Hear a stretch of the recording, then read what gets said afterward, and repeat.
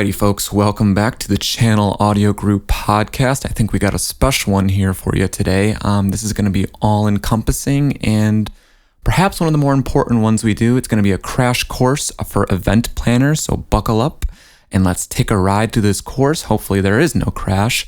I'm your captain speaking, and let's begin. So for most event planners, sound and video are an essential part of every project, of course. And your client's needs can vary from the very simple right through to the hugely extravagant, okay? So either way, you will need a basic understanding of all the terminology involved with AV. You may not need to be an expert, no one's asking that. But being able to work with your AV team and keep up with the jargon is a must, guys. We have put together a crash course here on AV to help you. So let's just start off, what is an AV, yada yada. AV stands for audiovisual. And it is an abbreviation you will hear a lot as an event planner, so, tune in. Strictly speaking, it should be AVL because lighting is often included with audio and visual, especially for the larger scale events, right? So these are the three components that will do the most things for your event, and they will set the environment or the mood for your client and exactly what they're looking for. So many years ago, AV was synonymous with PowerPoint presentations or perhaps, an old school mirror ball. Now it is all about creating a completely immersive environment, which will make any event unforgettable. This has been made possible by combining lighting, audio, and visual components with new digital technologies, which can take an event to a whole new level. So exactly why do I need to hire an AV partner? Let me tell you. Hiring an AV partner is an essential part of creating a magical event. Event planners usually are not AV experts to leveraging the vast amount of knowledge of electronics and engineering that an AV partner has is vital for ensuring everything is installed correctly and safely, safety first. For example, event rigging is a dangerous occupation. So any crew member that work in this area have to have a special certification in order to operate the equipment. As an event planner, you simply don't have the time, resources, or skills to manage all those things. Now, as well as providing technical expertise, an AV partner can help in other things. Maybe, adding some creative, imaginative, or some even artistic design to your project to make sure your event stands out. Any event planner worth their salt will want to involve an AV professional from the outset. A good AV partner can even give advice on the best venue to meet your vision for your project. All right, so scooting along here, guys.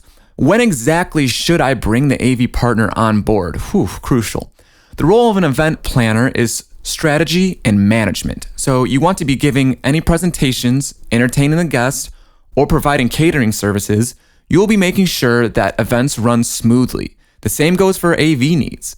The size of the AV team will ultimately depend on the individual project, but the earlier you hire them, the more effective they can be in designing your event and giving your audience an amazing, unforgettable experience.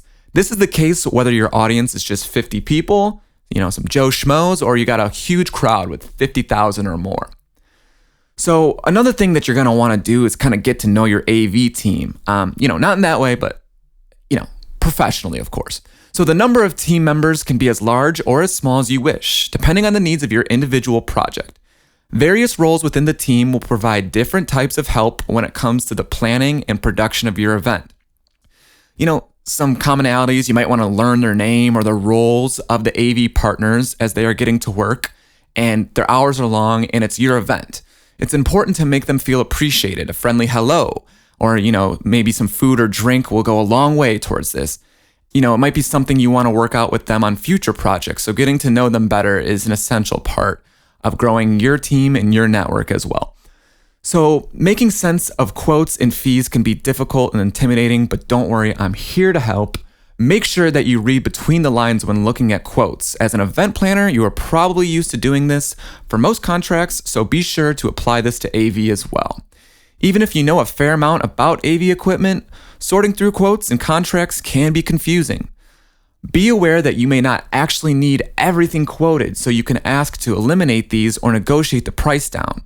You will need to stay vigilant to ensure that your AV partner keeps things within budget, so be sure to keep asking questions and don't agree to any quote that you are not completely happy with in the terms and the content and cost.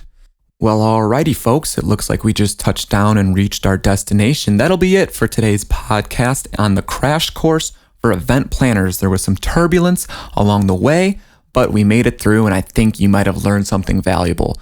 Until next time, folks, thanks.